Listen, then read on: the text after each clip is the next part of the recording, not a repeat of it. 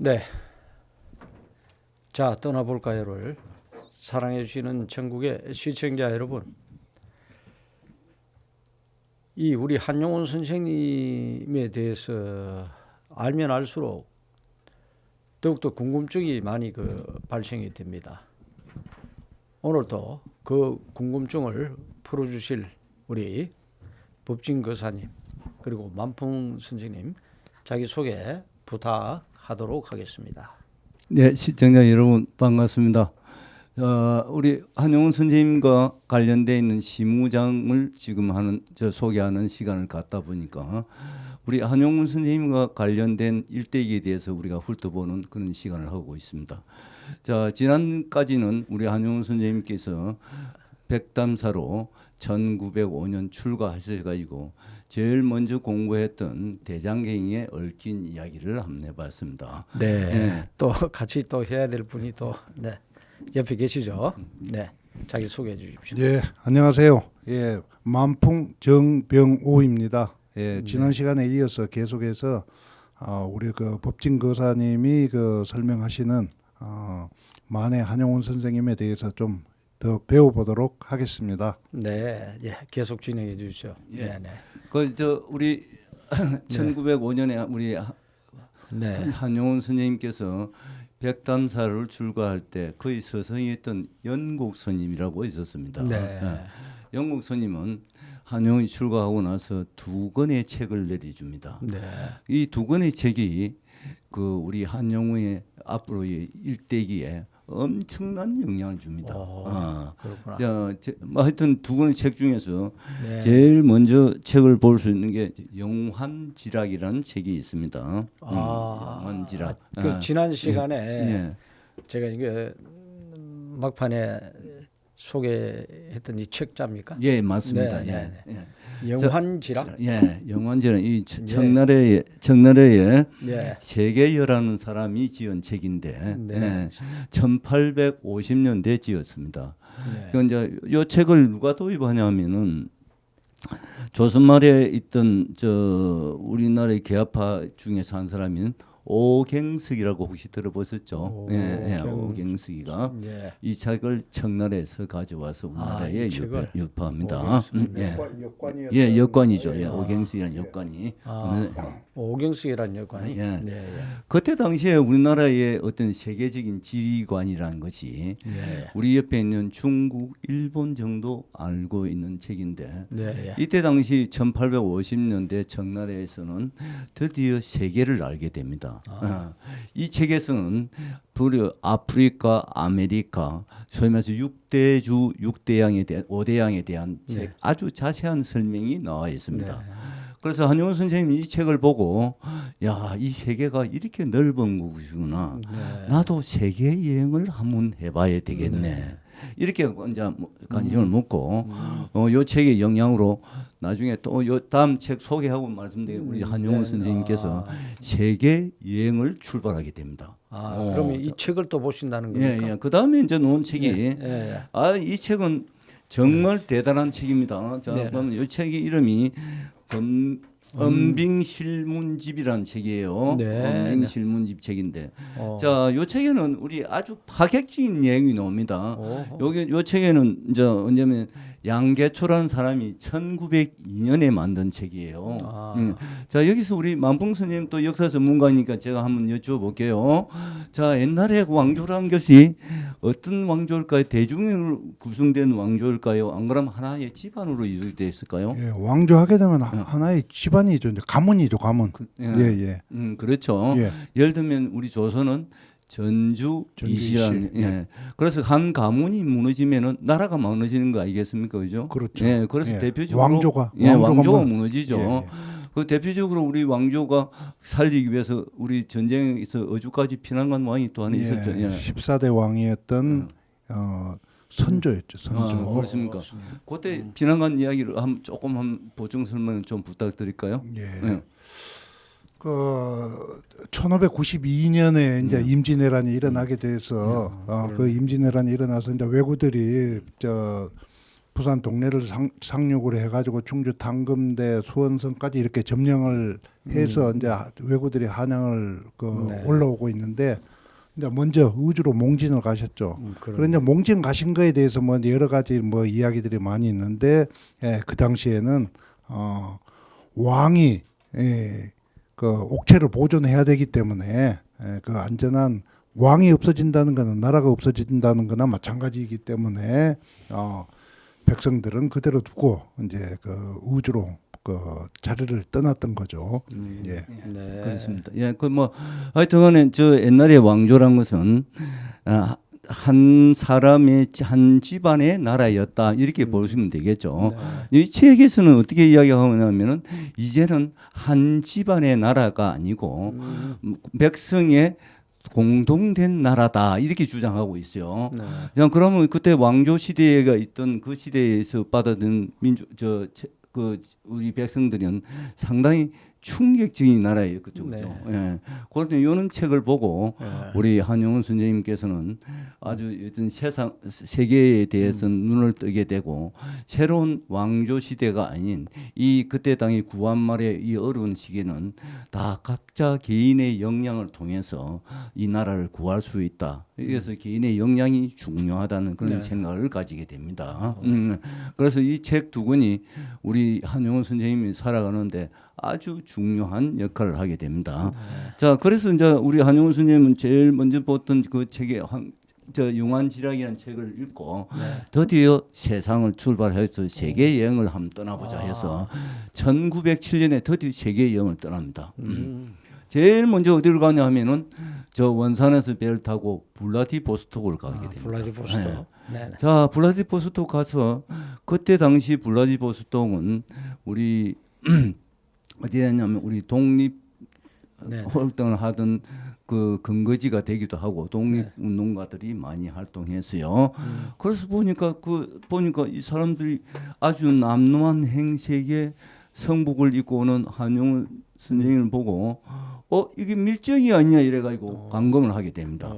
그래가지고 심한 구타를 하게 되고 거의 죽을 똥말똥했어요. 그래서 이제 내가 밀정이 아니다는 것을 항변했지만은 변명할 여지가 없다 보니까 죽이겠다 이랬지만은 그 한용운 선생님이 지락으로 해서 겨우 풀려나서 도저히 안 되겠구나 해서 이제 다시 한국으로 돌아옵니다. 돌아와서 다시 수행하고 그 다음 해 이번에는 일본을 가게 됩니다. 일본. 자, 일본 가서 이제 그때 당시에 또 누굴 만나냐 하면은 우리가 33인 중에 제린이라는 사람 혹시 기억나나요? 예, 우리 마무님 잘 아시겠지만 우리 33인 중에 한 사람이 있지만은 나중에 이제 뭐 조금 변제를 하긴 하죠. 그분을 또 만나서 체린하고도 연결해서 9일. 자, 체린이 요분이죠. 요분 선생님. 그때 당시 일본에 아마 체린 선생님 뭐 외교관 가 있던가만 그랬을 거예요.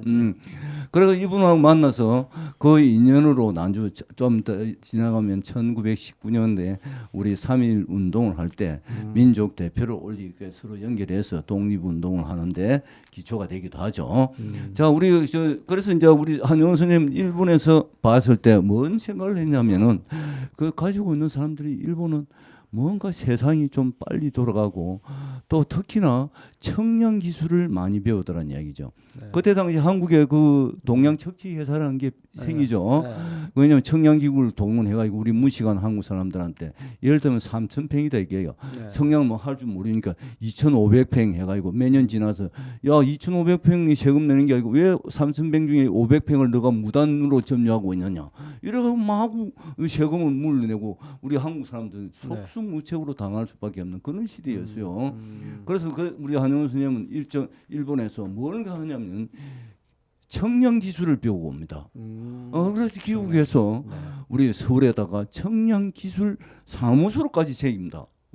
한용운 선생님. 자, 그랬지만은 우리 한용운 선생님은 우리가 1910년에 우리나라가 일제에 의해서 패망이 되고 나니까 참 아쉬웠죠. 자, 여기 참 우리 참 묘한 또 인연이 있어요.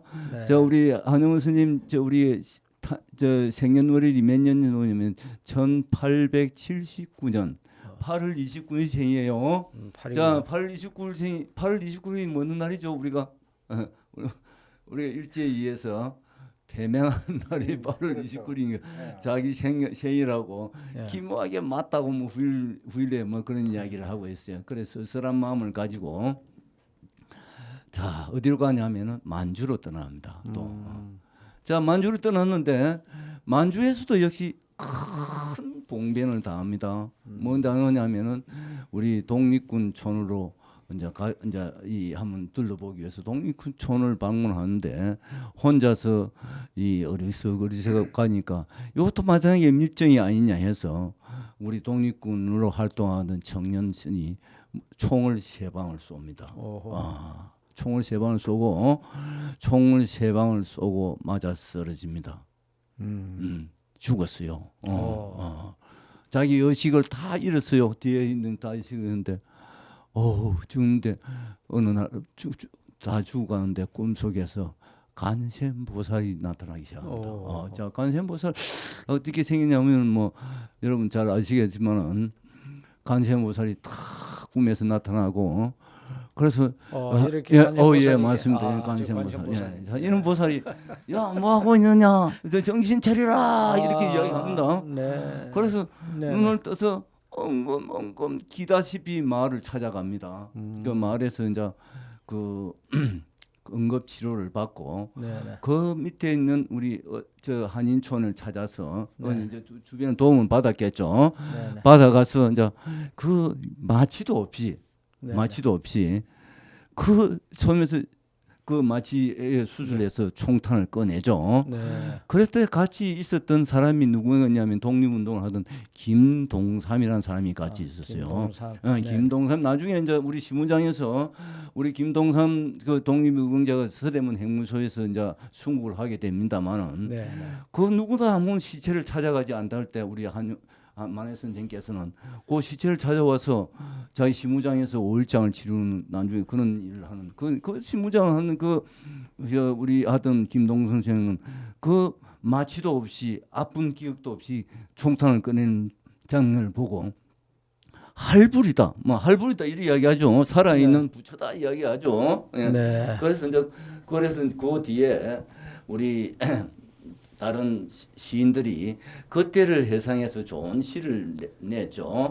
오늘 뭐 저 시가 여러 편이 있지만은 그 중에서도 고두현 시인이 썼던 굴라제의 할불 사건 한번 소개하면서 뭐 오늘 또 마무리를 또 지어볼까 합니다. 예, 저 그때 굴라제에서 총을 맞고 그 다음에 그 마취도 없이 생마취도 없이 하다 보니 그때 같이 저 치료할 때 옆에 수술할 때 있었던 김동삼 독립투사는 할불이라고 이야기해서 할불 살아있는 부처다. 이제 그런 상황을 봐서 구배 시인 고두웨이라는 시인이 굴라제 할불 사건이라는 시를 썼어요. 참 좋은 시라 해서 우리 시청자 여러분께 한번 소개해드리려고 합니다. 자, 같이 제가 한번 읽어볼게요. 한번 음미해 보시기 바랍니다. 자, 굴라제 할불 사건. 젊은 시절이었지. 만주 굴라제 고개 넘다. 머리에 총 맞는 그날. 독립군 후보생들이었지. 작은 키에 깎아머리 나를 일본 밀정으로 오인했다는 그들이 물을 굽고 비는 동안 나도 빌었지. 마취 없이 수술받는 나보다 칼진 손 먼저 기도해 달라고. 김동삼이라고 했던가. 맞아. 그의 손이 자꾸 떨리는 걸 보았지. 뒷걸음치는 흰눈에 흰소의 눈망울 같았지. 수술 마친 그가 낮게 외쳤어. 할불이세.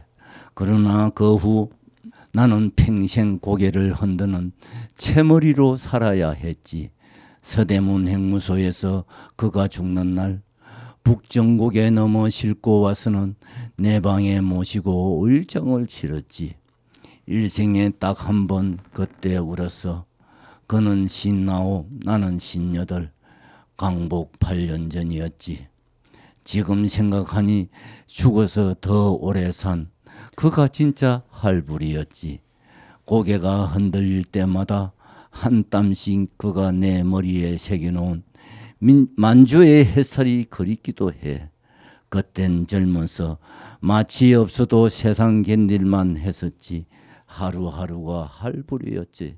그때 우리는 이는 참 시를 참 잘 썼죠, 그죠? 네. 그럼 만원 선생님은 그때에 수술을 하면서 신경을 건드려서 네. 평생 머리를 흔드는 마치 채머리, 채가 네. 흔들리듯이 이렇게 살고 있었지만 참 그때 아무리 총탄이 머리에 박히는데 그걸 마취도 없이 빼고 아프다 소리 한마디 안 하는 거 보면 참 대단한 수행가였고 그야말로 살아있는 부처였지 않나 이리 생각됩니다. 네. 예. 자, 다음 시간부터는 우리 이제 만원 선생님이 본격적인 성녀 활동을 하게 됩니다. 자, 우리 그동안에는 우리 만원 선생님이 그동안의 인생에서 많은 영향을 맺은 책들과 공부하는 방법에 대해서 연구했고 다음은 과연 우리 만원 선생님은 그때 당시에 이 일제강점기에서 그래도 이 민족을 위해서 이 불교의 발전을 위해서 어떻게 노력했는지를 발자취를 한 발짝씩 찾아가는 그런 시간을 가지도록 해보겠습니다. 네. 자, 떠나볼까요를 이렇게 또 계속 시청해 주시는 우리 시청자 여러분, 뭐 항상 이렇게 우리 법진 거사님하고 만풍 우리 선생님하고 같이 진행을 이렇게 담당 PD로서 하고 있지만은 특히 우리 또 시무장과 관련해서 한용운 선생님에 대해서 보니까 이 모르던 바가 너무나 많고 또 시간을 진행하면 할수록 또 물론 아는 부분도 있지만 그 우리가 접하기 힘든 사항들을 많이 지금 이제 알고 있습니다. 계속 이 보니까 뭐 이 시간은 그 제한돼 있고 하다 보니까 계속 이 시리즈 편 이런 식으로 지금 나가고 있는데 계속 관심 가져주시고요. 여러분들이 많이 그 관심을 가져주시고 댓글도 좀 많이 그 달아주셨으면 좋겠습니다. 그래도 저희들 더욱더 어떤 면을 여러분들이 또 원하고 있고 그런 사항들이 또 원하는 사항은 제가 또 이렇게 법진거사님이나 우리 만풍 스님한테 이야기를 해서 더 좋은 방송을 만들 수 있도록 그렇게 노력하겠습니다. 자, 우리 시청자 여러분, 그럼 다음 시간까지 안녕히 계십시오. 감사합니다. 감사합니다.